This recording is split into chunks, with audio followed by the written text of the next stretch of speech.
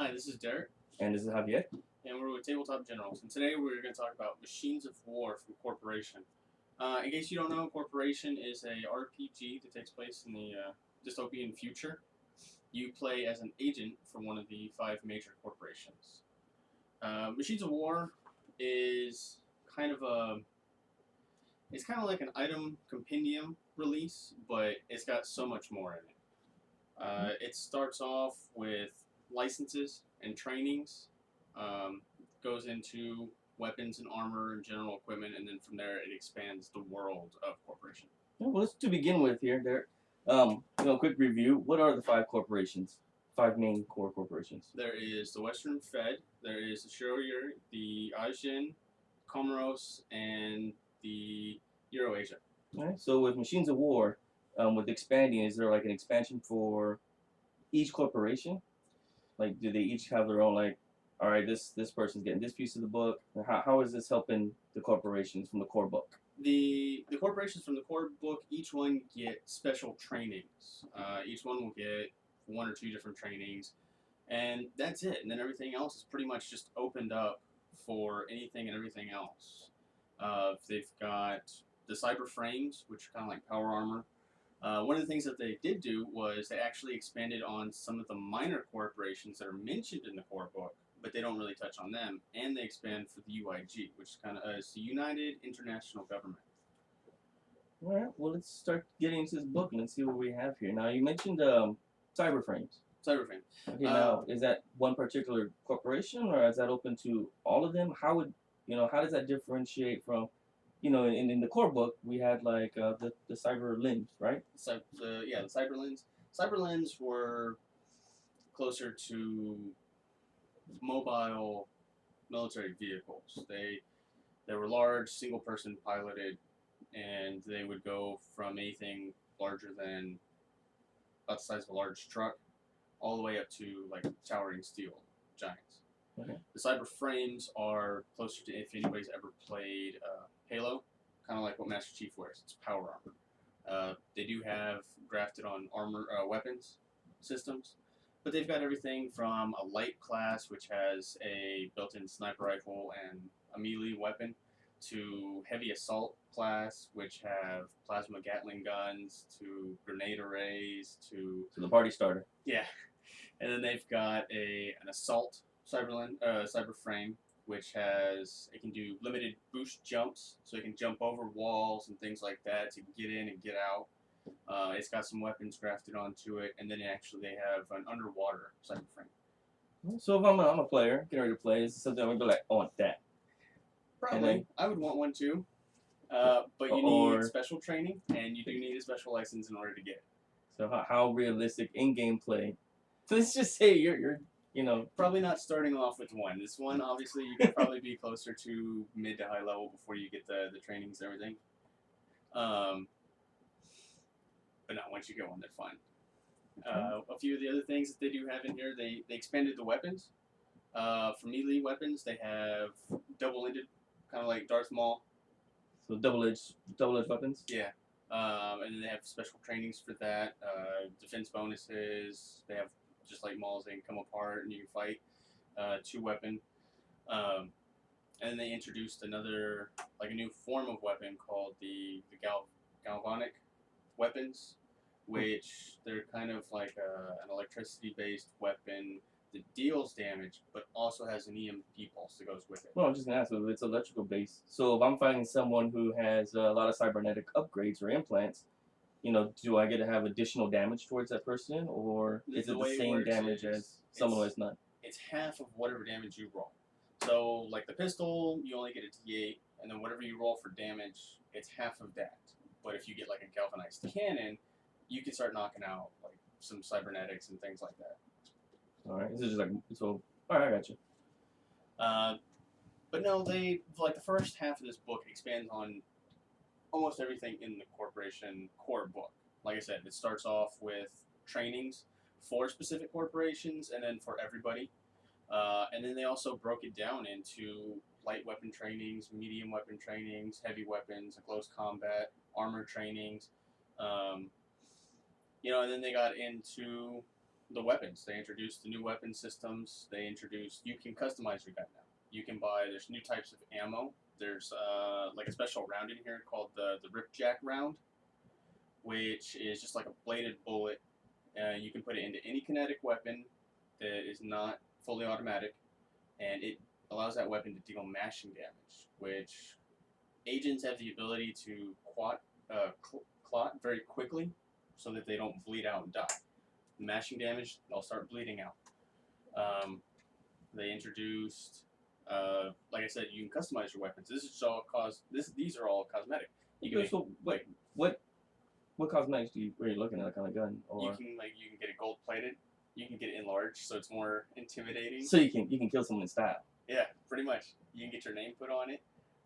There's one you can put a webcam on it, and then you can actually get a computer AI system that hooks into your neurojack that watches through your gun, and anytime you get a good shot, he compliments you. Oh, that's nice. It's very. If you have low self-esteem, I imagine that would be very good to have. Well, they have the exact opposite. They have the drill sergeant. Anytime you screw up, he yells at you. That's not cool. I guess that's a good motivating factor for you. That always works. Definitely adds to the gameplay realistic. One of the other things that they did was they expanded on the minor corporations.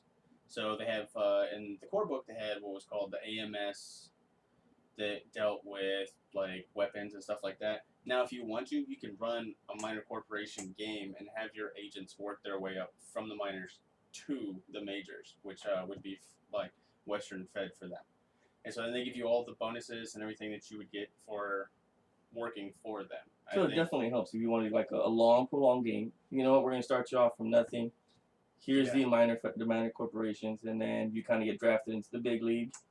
You know, and then it's the different weapon factions, I assume. So what? Oh, there's AMS. There's also Gemini, which is they're not weapons, but they are biomedical, and so you get more like heal packs, like better heal packs and stuff like that when you go out on missions.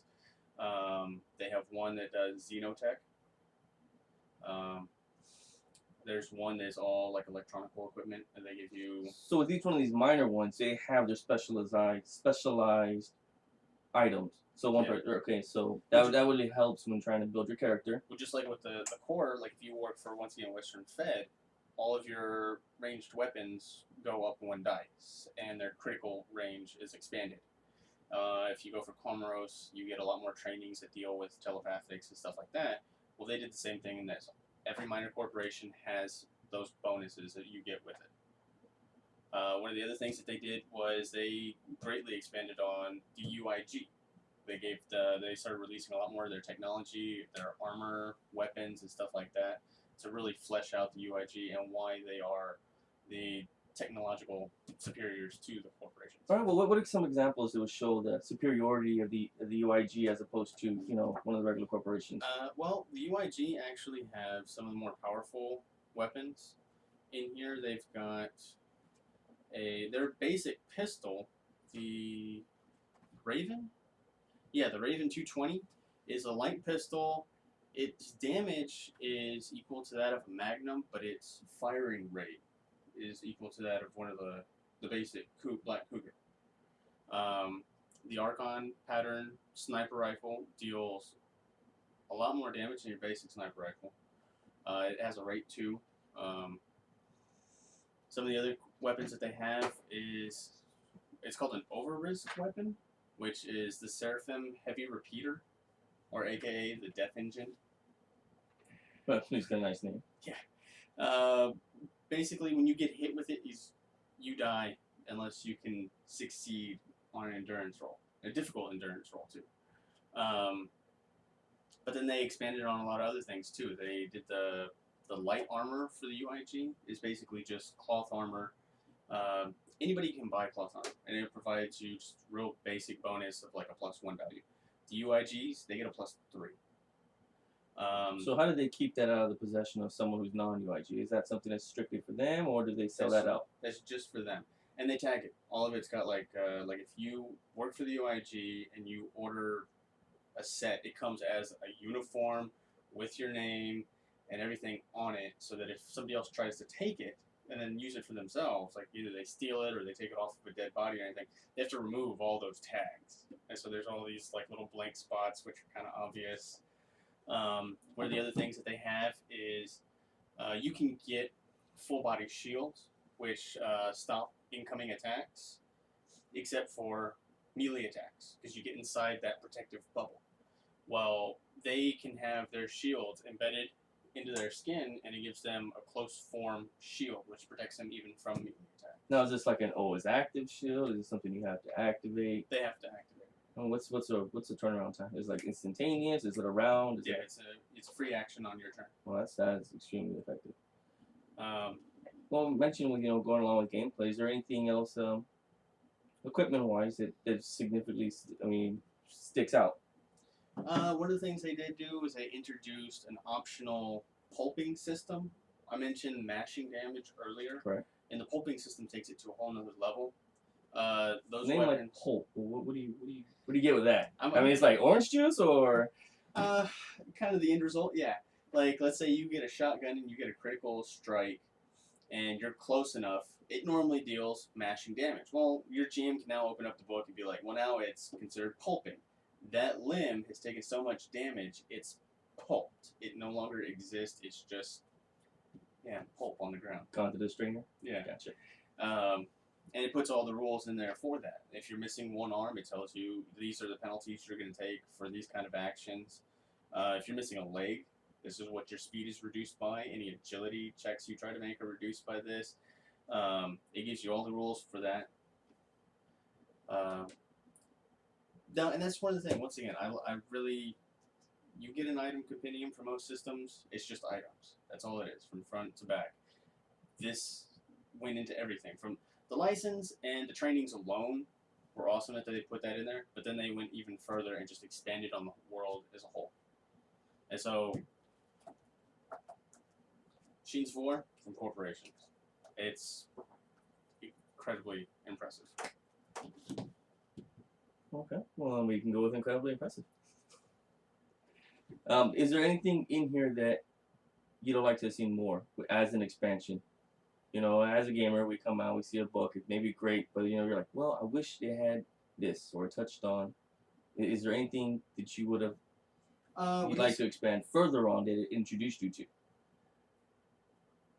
One of the things I wish they would have expanded more on was the corporation-specific trainings and everything. But the reason behind that was because they were going to release a whole line of books for each corporation. So that was one of the things that I wanted, and they are doing. They're in the middle of. That works. All right. Well, I believe that's going to wrap up our review of Machines of War. You can find us as a product on thetabletopgenerals.com. You can also search our YouTube feed, Tabletop Generals, or locate us on Facebook, Tabletop Generals. This is Javier. And Derek, and happy gaming.